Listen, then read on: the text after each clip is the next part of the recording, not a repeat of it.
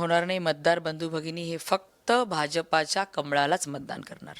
खरं तर परभणीची परिस्थिती पाहायला गेलं तर धूळ इथं मोठ्या प्रमाणामध्ये आहे आणि त्याचबरोबर पाहिलं गेलं तर बऱ्याच भागामध्ये रस्ते व्यवस्थित नाही आहेत. जसं तुम्ही परभणीच्या विकासाकडे लक्ष केंद्रित केलं आहे, आत्तापर्यंत किती कामं तुम्हाला जेणेकरून करता आले सत्तेच्या माध्यमात? बघा, 1 वर्ष झालं मी पालकमंत्री म्हणून इथे काम करते आणि त्यापूर्वी आमचं सरकार आल्यानंतर देवेंद्र फडणवीस साहेब या राज्यामध्ये उपमुख्यमंत्री झाले, तेव्हा आम्ही शहरासाठी निधी आणला आणि आत्तासुद्धा या वर्षभरामध्ये 100 कोटीच्या आसपास रस्त्या नाल्यांची कामं, गार्डनची कामं ह्या शहराच्या कानाकोपऱ्यामध्ये दिसत आहे. ते केवळ भारतीय जनता पार्टीची पालकमंत्री या ठिकाणी झाली म्हणून दिसत आहे.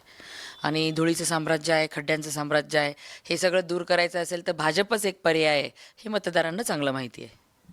आतापर्यंत काही तुम्ही गणित जुळवलेत किंवा काही अंदाज बांधला गेले जेणेकरून त्या ठिकाणच्या